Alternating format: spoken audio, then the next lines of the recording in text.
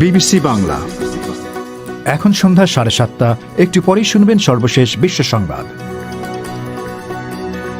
আপনারা বিবিসি শুনছেন ঢাকায় FM 100,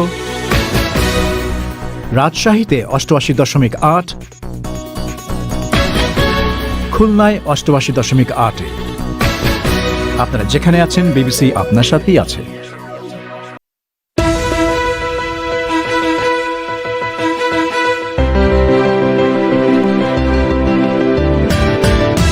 গতকালের ভয়াবহ বোমা হামলার পর কাবুল বিমানবন্দরে আজ চূড়ান্ত পর্যায়ের উদ্ধার অভিযান চলছে।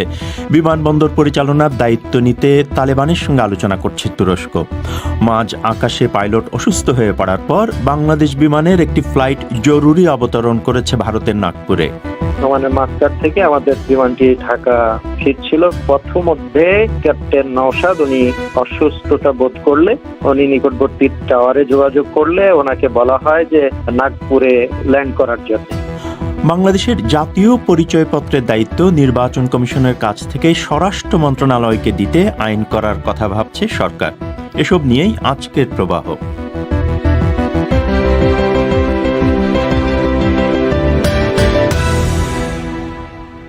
এই অনুষ্ঠান রেডিওতে আপনারা শুনছেন শর্টওয়েভ এবং FM প্রচার তরঙ্গে, একই সঙ্গে bbcbangla.com-এ। আজকের সান্ধ্য আয়োজন প্রবাহে আপনাদের স্বাগত জানাচ্ছি আমি মোয়াজ্জেম হোসেন। আফগানিস্তানের রাজধানী কাবুলের বিমানবন্দরে গতকালের ভয়াবহ বোমা হামলার পর আজ সেখানে চূড়ান্ত পর্যায়ের উদ্ধার অভিযান অব্যাহত রয়েছে। ব্রিটেনের সর্বশেষ জরুরি ফ্লাইটগুলো এখন কাবুল ছাড়ছে। অন্যদিকে যুক্তরাষ্ট্র জানিয়েছে তালেবান 2 সপ্তাহ আগে কাবুল দখল করে নেয়ার পর থেকে এ পর্যন্ত 1 লাখের বেশি মানুষকে তারা সেখান থেকে আকাশপথে উদ্ধার করেছে। এদিকে তুরস্কের প্রেসিডেন্ট রেচেপ তাইপ এরদোয়ান বলছেন কাবুল বিমানবন্দর যাতে চালু রাখা যায় সেজন্য তার সরকার এখন তালেবানের সঙ্গে সরাসরি আলোচনা চালাচ্ছে। বিস্তারিত শুনুন সঞ্জনা চৌধুরীর কাছে। বিদেশি সৈন্যদের 31 আগস্টের মধ্যে আফগানিস্তান ছাড়ার যে সময়সীমা তা যত ঘনিয়ে আসছে, কাবুল বিমানবন্দরে উদ্ধারের অপেক্ষায় থাকা মানুষের সংকট তত বাড়ছে। গতকাল ইসলামিক স্টেট গোষ্ঠীর ভয়ঙ্কর বোমা হামলার পরও বহু মানুষ এখনও বিমানবন্দরের বাইরে ভিড় করে আছে। গতকালের এই হামলায় 90 জনের বেশি নিহত হন। এর মধ্যে 13 জন ছিলেন মার্কিন সেনা। এই মারাত্মক নিরাপত্তা ঝুঁকির মধ্যে উদ্ধার অভিযানও অব্যাহত আছে। বহু দেশ এরই মধ্যে তাদের উদ্ধার অভিযানের সমাপ্তি ঘোষণা করেছে। এর মধ্যে আছে জার্মানি, ফ্রান্স, কানাডা এবং অস্ট্রেলিয়া। ব্রিটেন জানিয়েছে তাদের সর্বশেষ ফ্লাইটগুলো আজ কাবুল ছাড়ছে। নতুন কাউকে উদ্ধারের জন্য তারা আর আবেদন গ্রহণ করছে না। এর আগে মার্কিন প্রেসিডেন্ট বাইডেন জানিয়েছিলেন যুক্তরাষ্ট্র এ মাসের শেষ দিন পর্যন্ত তাদের উদ্ধার অভিযান চালিয়ে যাবে। বোমা হামলায় 13 জন মার্কিন সেনা নিহত হওয়ার পর মিস্টার বাইডেন এখন রিপাবলিকানদের দিক থেকে তীব্র সমালোচনার মুখে পড়েছেন। এদিকে বিদেশি সৈন্যরা আফগানিস্তান ছাড়ার পর তুরস্ক কাবুল বিমানবন্দর পরিচালনার দায়িত্ব নিতে চায়। তুরস্কের প্রেসিডেন্ট রেচেপ তাইয়েপ এরদোয়ান জানিয়েছেন তার সরকার এখন এ নিয়ে তালেবানের সঙ্গে সরাসরি আলোচনা চালাচ্ছে। সঞ্জনা চৌধুরী। মাঝ আকাশে পাইলট অসুস্থ হয়ে পড়ার পর বাংলাদেশ বিমানের একটি ফ্লাইট আজ ওমানের রাজধানী মাস্কাট থেকে ঢাকা যাওয়ার পথে ভারতের নাগপুরে জরুরি অবতরণে বাধ্য হয়েছে। বিমানের প্রধান নির্বাহী কর্মকর্তা আবু সালে মুস্তাফা কামাল বিবিসিকে জানিয়েছেন পাইলটের অসুস্থতা সত্ত্বেও বিমানটি শতাধিক যাত্রীসহ নিরাপদে নাগপুরে অবতরণ করতে সক্ষম হয়। তিনি বিবিসিকে ঘটনার বিস্তারিত বর্ণনা করে বলেন, আসলে মাস্কাট থেকে আমাদের বিমানটি ঢাকা ফিরছিল। ফেরার পথমধ্যে ক্যাপ্টেন নওশাদ উনি অসুস্থতা বোধ করলে উনি নিকটবর্তী টাওয়ারে যোগাযোগ করলে ওনাকে বলা হয় যে নাগপুরে ল্যান্ড করার জন্য। প্রাপ্ত পরামর্শ অনুযায়ী উনি নাগপুরে ওনারা ল্যান্ড করেন এবং আফটার ল্যান্ডিং তারপরে ওনাকে পার্শ্ববর্তী একটা হোক হাসপাতালে স্থানান্তর করা হয়। তারপরে এখন উনি সুস্থতার দিকে কথাবার্তা বলছেন। এটি ওমানের মাস্কাট থেকে ঢাকা আসছিল। কখন সেটি ফ্লাইটটি ছেড়েছিল ওমান থেকে? ওই সময়টা অ্যাকচুয়াল সময়টা বললে আমাকে বলতে হবে, তবে ওখানে লোকাল টাইম যেটা 10:40 ওটা ল্যান্ড করেছে বলে আমি জানতে পেরেছি, যেটা আমাদের ঢাকায় ফেরার কথা ছিল 11:15টার দিকে আর কি। তো বিমানে কি পরিমাণ যাত্রী ছিলেন এই বিমানটিতে? বিমানে ইকোনমিকে ছিলেন আপনার 122 এবং 2 জন বিজনেসের, টোটাল 124 জন প্যাসেঞ্জার ছিলেন। তো ওনারা নামার পরে ওনাদেরকে কিছুক্ষণ পরে টার্মিনালে নিয়ে আসা হয়। টার্মিনালে নিয়ে আসার পরে ওনারাও একটু বিশ্রামে থাকেন এবং আমরা ওখানকার যারা সেবা প্রদানকারী সংস্থা তাদের যোগাযোগ করেছি ওনাদের একটু খাদ্য খাবারের ব্যবস্থার জন্য। আর একই সাথে ওনাদেরকে ধন্যবাদ জানাতে চাই যে ওনারা অসহিষ্ণু হননি এবং ধৈর্য সহকারে বিষয়টি সবাই দেখেছেন। আমাদের এখন 2 জন পাইলট যাচ্ছে বিকল্প হিসাবে, তারা যে ওনাদেরকে আবার নিয়ে আসবেন। তো আপনি বলছেন যে বিমানটি যখন নাগপুরে জরুরি অবতরণ করে সেখানে কোনো সমস্যা হয়নি এবং নিরাপদেই বিমানটি সেখানে অবতরণ করতে পেরেছে? জি, আসলে একটা বিষয় হচ্ছে যে বিমান 2 জনে চালায়। উনি ছিলেন ক্যাপ্টেন, একজন ফার্স্ট অফিসার ছিলেন, 2 জনই ছিলেন। তো 2 জনই ওনারা ল্যান্ড করেছেন এবং একজনকে পরে হসপিটালাইজ করা হয়। এখন আপনি বলছেন যে এই যাত্রী যারা এখন নাগপুরে আছেন এবং এই বিমানটি এটি ফিরিয়ে আনার জন্য আপনারা ঢাকা থেকে 2 জন পাইলট সেখানে পাঠিয়েছেন? পাইলট যাচ্ছে, এখনো পৌঁছায়নি। পাইলট যাবেন এবং ওনারা ফেরত নিয়ে আসবেন যাত্রীদেরকে। আর ওনারা যথেষ্ট ধৈর্য সহকারে অপেক্ষা করছেন, কারণ এটা অনেকেই মোবাইল ফোনে তাদের আত্মীয় স্বজনের সাথে যোগাযোগ করেছেন, যার ফলে পরিস্থিতিটা সম্পূর্ণ নিয়ন্ত্রিত অবস্থায় আছে, এইটুকু আপনাকে বলতে পারি। বলছিলেন বাংলাদেশ বিমানের প্রধান নির্বাহী কর্মকর্তা আবু সালে মুস্তাফা কামাল।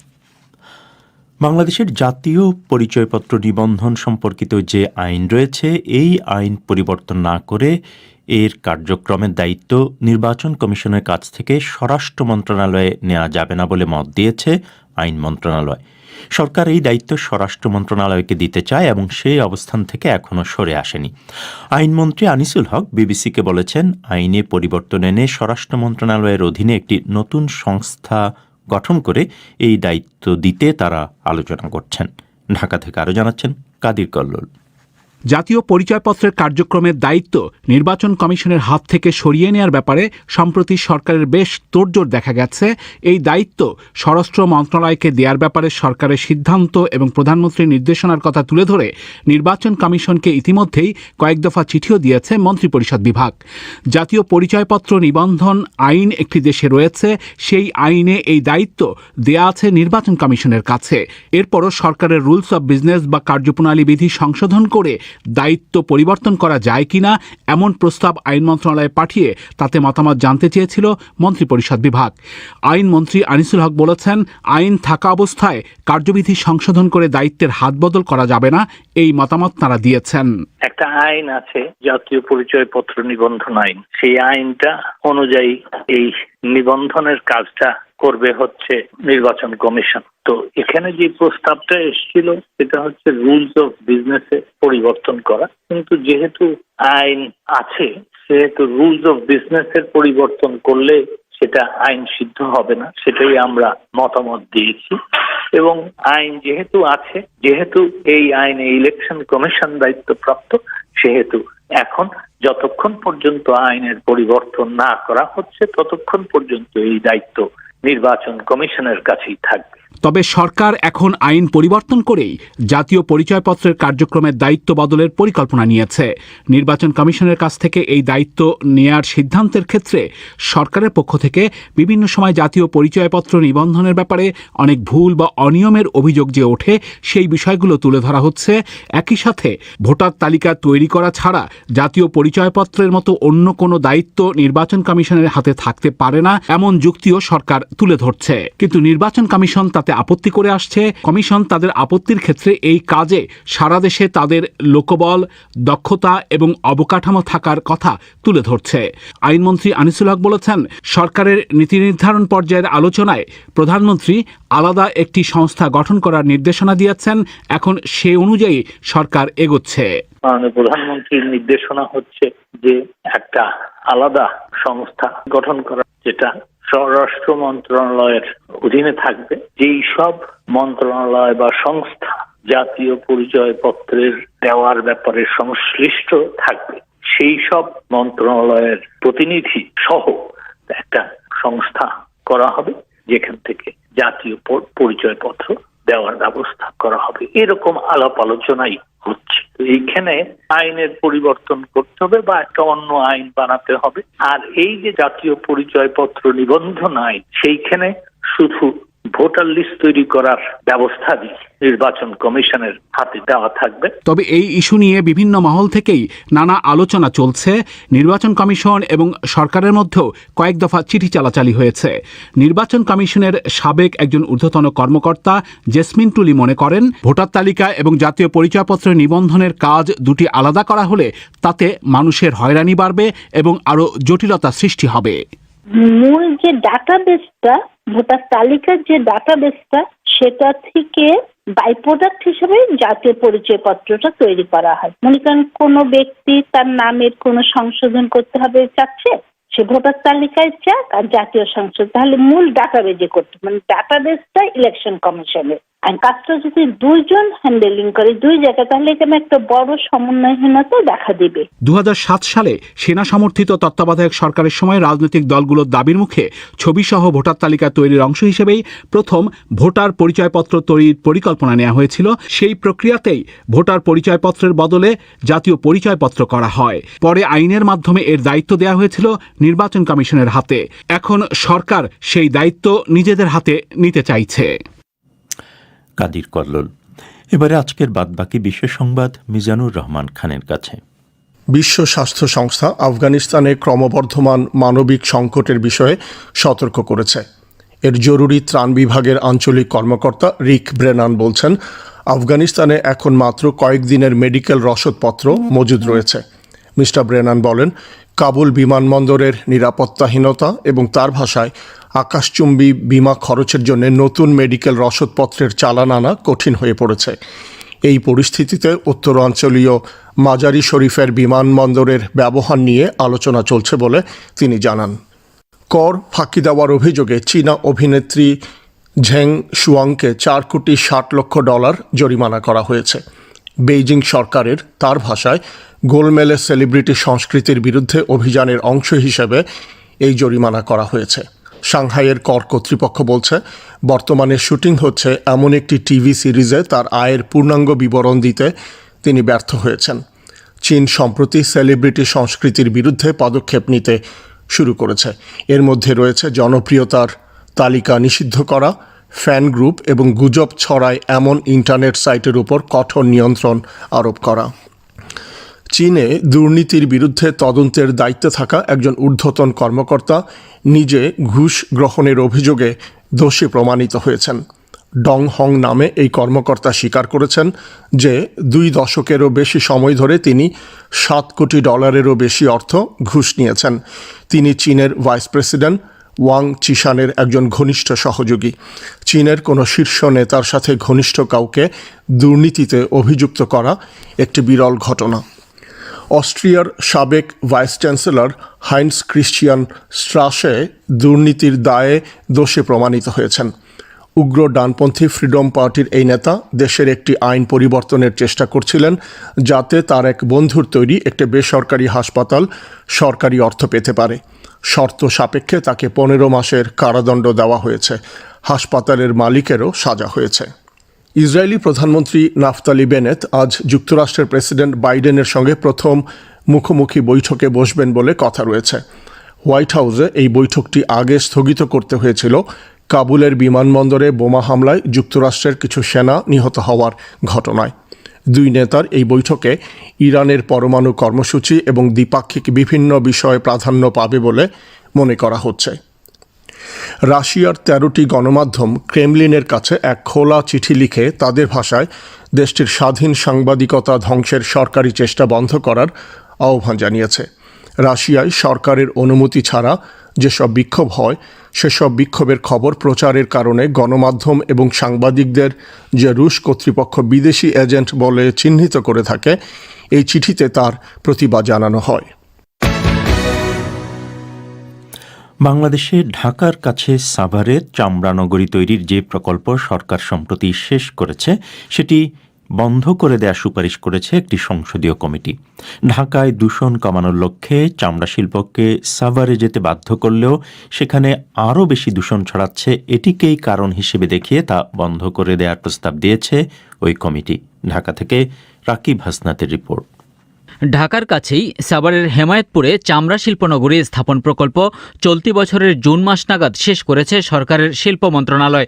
তবে 2 বছর মেয়াদী এই প্রকল্প 19 বছর পরে এসে শেষ হলেও তাতে এখনও নেই পূর্ণ সক্ষমতার কেন্দ্রীয় বর্জ্য শোধনাগার বা সিইটিপি। বন ও পরিবেশ মন্ত্রণালয় সম্পর্কিত সংসদীয় স্থায়ী কমিটির সভাপতি সাবের হোসেন চৌধুরী বিবিসিকে বলছেন যে দূষণ ঠেকাতে ওই শিল্পনগরী বন্ধ করতে শিল্প মন্ত্রণালয়কে বলেছেন তারা। প্রতিদিন প্রায় 15,000 ঘনমিটার বর্জ্য কোনো ধরনের ট্রিটমেন্ট ছাড়া নদীতে চলে যাচ্ছে। এছাড়া আমরা যেটাকে বলি সলিড ওয়েস্ট বা কঠিন বর্জ্য, সেটার ট্রিটমেন্টের কোনো ধরনের ব্যবস্থা নাই। এগুলো সবে আমাদের যে পরিবেশ আইন আছে সে আইনের পরিপন্থী, তাদেরকেও আইন মেনে চলতে হবে। এবং আমরা বলছি যে তারা যদি প্রয়োজনীয় ব্যবস্থা নেয় এবং বর্জ্য ব্যবস্থাপনা যে মাত্রায় এবং যে মানের থাকা উচিত সেটা যদি তারা নিশ্চিত করতে পারে তাহলে তারা আবার সেই শিল্পনগরী চালু করতে পারে। মিস্টার চৌধুরী বলছেন দূষণ এমন পর্যায়ে গেছে যে জরিমানা করেও কোনো সমাধান আসবে না। অথচ ট্যানারি বর্জ্যে মৃত প্রায় বুড়িগঙ্গা নদীকে বাঁচাতে 2003 সালে হাজারীবাগ থেকে ট্যানারিগুলোকে সরিয়ে সাভারে নেয়ার প্রকল্প নিয়েছিল শিল্প মন্ত্রণালয়। 2017 সালে গ্যাস বিদ্যুৎ সংযোগ বিচ্ছিন্ন করে ট্যানারিগুলোকে বাধ্য করা হয়েছিল সাভারে যেতে। কিন্তু এখনও সেখানে পূর্ণ সক্ষমতার সিইটিপি তো দূরের কথা, কারখানাগুলো প্রাথমিক যে পরিশোধন করবে তারই কোনো ব্যবস্থা নেই বলে বলছেন সেখানকার একটি কারখানার মালিক ইজাবুল হক।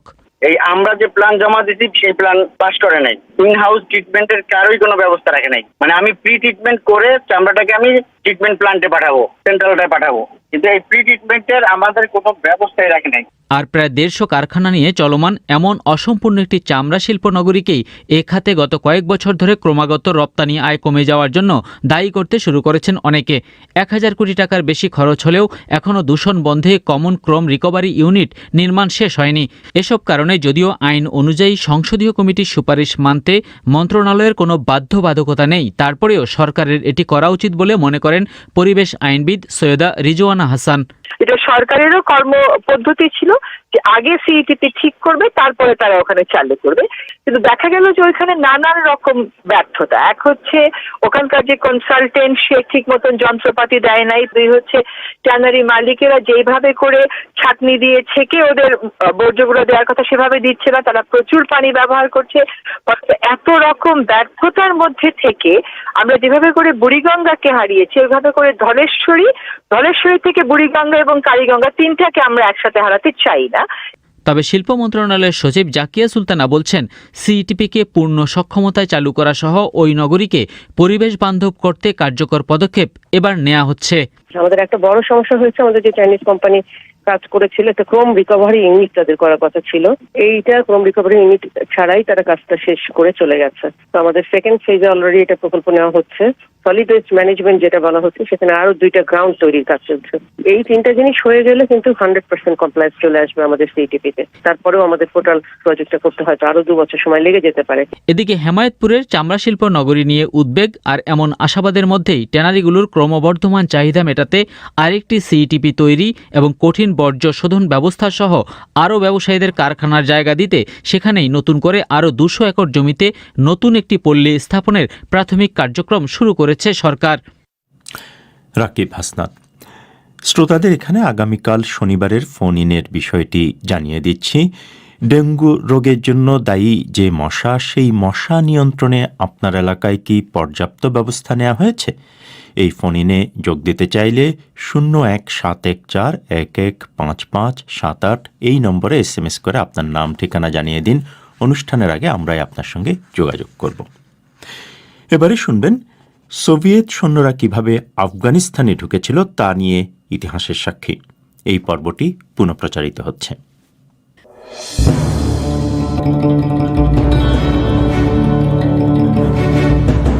ইতিহাসের সাক্ষী। 1979 সালের 24শে ডিসেম্বর সরকার বিরোধী অভ্যুত্থানকে সমর্থন জানিয়ে আফগানিস্তানে ঢুকে পড়েছে সোভিয়েত সৈন্যরা। তাদের প্রথম লক্ষ্য প্রেসিডেন্টের প্রাসাদ, আফগান রেডিও এবং টেলিভিশনের সদর দপ্তর। সে সময় আফগান ন্যাশনাল রেডিওর একজন তরুণ প্রযোজক ছিলেন শাসাওয়ার সাঙ্গারওয়াল। তার সাথে কথা বলে এই প্রতিবেদনটি তৈরি করেছেন মাহজুবা নওরোজি। পরিবেশন করছি মিজানুর রহমান খান। সে সময় আফগানিস্তানের প্রেসিডেন্ট ছিলেন হাফিজুল্লাহ আমিন। তৎকালীন সোভিয়েত ইউনিয়নের দিক থেকে সরে গিয়ে পশ্চিমা দেশগুলোর প্রতি আনুগত্য দেখানোর সাথে সাথেই তার বিরুদ্ধে অভ্যুত্থান পরিচালিত হয়। এরপর সোভিয়েত বাহিনী সেখানে ছিল 9 বছর। Within 24 hours of the warning by the United States about the build-up of Soviet troops and military equipment in Afghanistan, আফগানিস্তানে সোভিয়েত সৈন্যের উপস্থিতি ও সামরিক সরঞ্জামাদি জড়ো করার বিষয়ে যুক্তরাষ্ট্রের হুঁশিয়ারির 24 ঘণ্টার মধ্যেই খবরে জানা যাচ্ছে সেখানে অভ্যুত্থান হয়েছে, যদিও এই খবরের সত্যতা এখনও নিশ্চিত করা যায়নি। ইরানের সরকারি বার্তা সংস্থার খবর অনুসারে আফগান রাজধানী কাবুলের রেডিও স্টেশনে আজ দুপুরে একটি খবর প্রচার করা হয়েছে, যাতে বলা হয়েছে যে প্রেসিডেন্ট হাফিজুল্লাহ আমিনের সরকারকে উৎখাত করা হয়েছে। নতুন একজন প্রধানমন্ত্রী দায়িত্ব নিয়েছেন। খবরে আরও বলা হয়েছে যে সান্ধ্য আইন জারি করা হয়েছে। রেডিওতে বাজানো হচ্ছে সামরিক সঙ্গীত। শাহসাওয়ার সাঙ্গেরওয়াল ছিলেন সে সময় আফগান ন্যাশনাল রেডিওর একজন তরুণ প্রযোজক। সারাদিনের কাজের শেষে সন্ধ্যা 6টার দিকে কোটটা নিয়ে আমি অফিস থেকে চলে যাচ্ছিলাম। সেদিন খুব ঠান্ডা পড়েছিল, বাইরেও খুব তুষারপাত হচ্ছে। যখন চলে যাব তখন অফিসের সামনে একটি ক্যামেরা ভ্যান এসে হাজির হলো। তাতে ছিল ক্যামেরাম্যান ওমর ও প্রযোজক সাদিক ভাট। ওমরকে খুব ভীত দেখাচ্ছিল। সে বলল সে একটা অদ্ভুত জিনিস দেখেছে। রেকর্ডিংয়ের মান নিয়ে সে খুশি ছিল না, তাই সে নতুন করে রেকর্ডিংয়ের জন্য আবার প্রেসিডেন্টের প্রাসাদে গিয়েছিল। সে বলল আমি যখন ওখানে গেলাম তখন রক্ষী চিৎকার করে বলল, এখান থেকে চলে যাও, তোমার ভিডিও নিয়ে চিন্তা করো না। আমি বললাম যে খবরে তো আমরা এটা ব্যবহার করতে পারবো না, আমাকে খুব দ্রুত আরেকটা শট নিতে হবে। তখন রক্ষী আমার মুখে একটা চড় মেরে বসল। সে বলল, চলে যাও, তুমি কি দেখতে পাচ্ছ না এখানে কি হচ্ছে? ওমর তখন দেখতে পেলেন যে কেন্দ্রীয় কমিটির একজন সদস্য ভবনের বাইরে সিঁড়ি থেকে পড়ে যাচ্ছে। তিনি অজ্ঞান হয়ে গেছেন। রক্ষী বলল যে কেন্দ্রীয় কমিটির সবার শরীরে বিষ প্রয়োগ করা হয়েছে, পরিস্থিতি খুবই খারাপ, তুমি চলে যাও। আফগান প্রেসিডেন্ট হাফিজুল্লাহ আমিন তখন তার পার্টির সব সদস্যদের জন্য মধ্যাহ্নভোজের আয়োজন করেছিলেন। খাবারের সময় প্রেসিডেন্ট আমিন এবং তার আরও কয়েকজন অতিথি জ্ঞান হারিয়ে ফেলেন, কারণ তাদের শরীরে বিষ প্রয়োগ করা হয়েছে। এটা ছিল তার বিরুদ্ধে পরিচালিত অভ্যুত্থানেরই অংশ, যাতে সমর্থন দিয়েছে আফগানিস্তানেরই বৃহৎ প্রতিবেশী দেশ Soviet union. I went back inside to the technician's office, and as I sat down, I heard a আমি ভেতরে টেকনিশিয়ানের অফিসে ফিরে গেলাম। সেখানে বসে রইলাম কিছুক্ষণ। একটা গুলির শব্দ শুনলাম, খুব কাছেই ছিল ওটা। তখনই মেঝেতে বসে পড়লাম। টেকনিশিয়ান বলল, চলো স্টুডিওতে চলে যাই। রেডিওর স্টুডিওটা ছিল মাটির নিচে। যখন নিচের দিকে যাচ্ছিলাম তখন প্রচণ্ড গোলাগুলির আওয়াজ শুনতে পেলাম। কয়েকটা গুলি আমাদের ভবনেও এসে পড়ছিল। রেডিও স্টেশন, টিভি স্টেশন এবং তাজবেগ প্যালেস সবই আক্রান্ত হয়েছে। তাজবেগ প্যালেস একটি দুর্গ হওয়ার কথা ছিল। ধারণা করা হয়েছিল কামানের গোলা হামলার মধ্যেও এর প্রাচীর অটুট থাকবে। কিন্তু আফগান সামরিক বাহিনীকে অচল করে দেওয়ার পর সোভিয়েত সৈন্যরা সন্ধে 7টার পর এই প্যালেসকে আক্রমণ করতে শুরু করে। শাহসাওয়ার সাঙ্গেরওয়াল তখনও রেডিও স্টেশনে কাজ করছিলেন। আন্ডারগ্রাউন্ড স্টুডিওর ভেতরে 5 থেকে 6 জন লোক ছিল। তখন 2 ব্যক্তি হুট করে এর ভেতরে ঢুকে পড়ল। তাদের কাউকে চিনতে পারিনি। একজনের পরনে ছিল রুশ টুপি ও চশমা। আমি ভাবলাম তারা হয়তো কোনো রুশ নাগরিক কিংবা কোনো বিদেশি হবেন। তারা আমার দিকে এগিয়ে এলো। ফরাসি ভাষায় বলল, তোমার নাম কি? বললাম, আমি শাহসাওয়ার সাঙ্গেরওয়াল। সে বলল, আমি ওয়াতানজার। তার সঙ্গে ছিলেন একজন রুশ নাগরিক। মোহাম্মদ আসলাম ওয়াতানজার ছিলেন একজন গুরুত্বপূর্ণ আফগান জেনারেল এবং প্রভাবশালী রাজনীতিবিদ। ওয়াতানজার আমাকে বললেন কিছু দেশাত্মবোধক ও বিপ্লবের গান নিয়ে আসতে। আমি তখন আর্কাইভে গিয়ে কিছু দেশপ্রেমের গান নিয়ে এসে বাজাতে শুরু করি।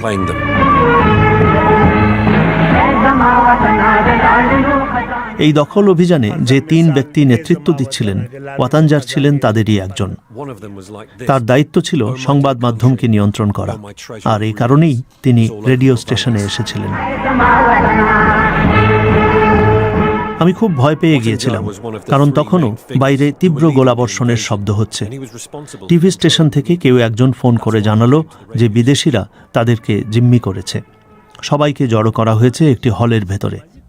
নারী সহকর্মীরা এতটাই ভয় পেয়ে গিয়েছিলেন যে তারা তাদের কাপড় ভিজিয়ে ফেলেছে। আসলাম ওয়াতানজার বললেন তাকে টিভি স্টেশনে নিয়ে যেতে। আমরা তাকে শর্টকাট একটি পথে সেখানে নিয়ে গেলাম। তিনি সবাইকে মুক্তি দিলেন। তারপর রেডিও ও টিভিতে যারা কাজ করত তাদেরকে একটি বাসে উঠিয়ে বাড়ি পাঠিয়ে দেয়া হলো। কয়েক ঘন্টা পরেই যুদ্ধের তীব্রতা থেমে যায়। যখন বাড়ি ফিরে যাচ্ছিলাম তখন কাবুল অনেক শান্ত, মনে হচ্ছিল একটা ভুতুড়ে শহর। অনেক জায়গায় তুষারের ওপরে রক্তও পড়েছিল। অনেক মানুষকে হত্যা করা হয়েছে। পরদিন যখন কাজে গেলাম দেখলাম চারদিকে প্রচুর রুশ সৈন্য। বাবরাক কারমালের সমর্থকরা হাতে পড়েছিল সাদা ব্যান্ড, যাতে তাদেরকে সহজে চেনা যায়। আকাশে এত বিমান উড়ছিল যে আপনার পাশে যে আছে তার সাথেও কথা বলা অসম্ভব ছিল। সরকারের পরিবর্তন প্রায় সম্পন্ন হয়ে গেছে।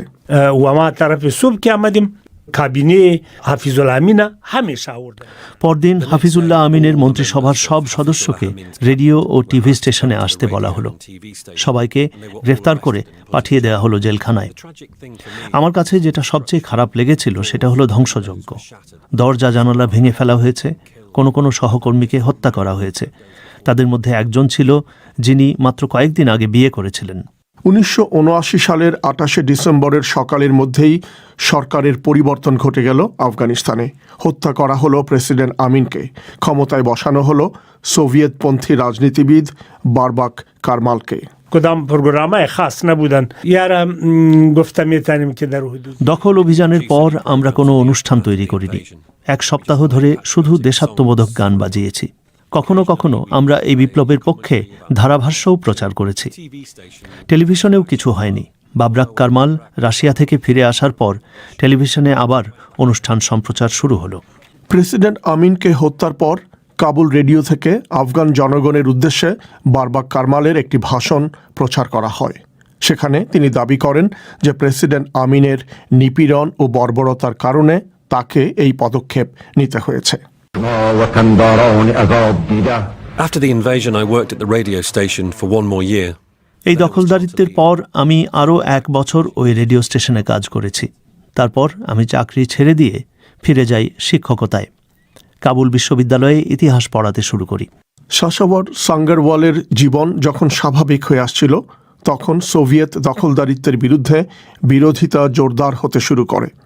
পশ্চিমা দেশ এবং সৌদি আরবের কাছ থেকে অর্থ সাহায্য পেয়ে শক্তিশালী হতে থাকে মুজাহিদিনরা। শীতল যুদ্ধের সময় আফগানিস্তান হয়ে ওঠে একটি অন্যতম রণক্ষেত্র। দুই পক্ষ সেখানে সরবরাহ করে প্রচুর অস্ত্র। শাসাওয়ার সাঙ্গেরওয়াল 1992 সালে আফগানিস্তান ছেড়ে ব্রিটেনে চলে আসেন, কিন্তু সেদিন কি ঘটেছিল সেটা তিনি কোনোদিনও ভুলতে পারেননি।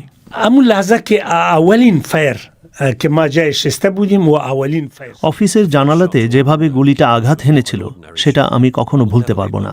রেডিও ও টিভি স্টেশন তৈরি করে দিয়েছিল জার্মানরা।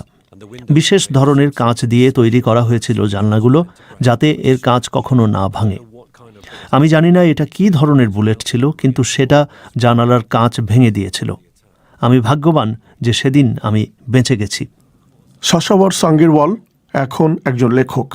ইতিহাস ও সাহিত্য বিষয়ে লেখালেখি করেন। আফগানিস্তানের প্রাচীন ইতিহাসের উপর একটি গ্রন্থ রচনা করছেন তিনি।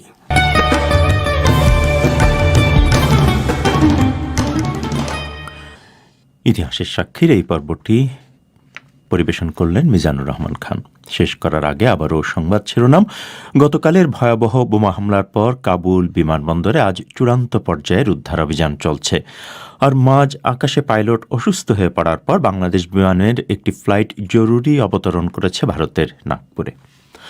আমাদের পরবর্তী অনুষ্ঠান পরিক্রমা আজ রাতেই বাংলাদেশ সময় 10:30 ভারতে রাত 10টায় শুনবেন আশা করি। সে পর্যন্ত এখানেই বিদায় চাইছি আমি মোয়াজ্জেম হোসেন।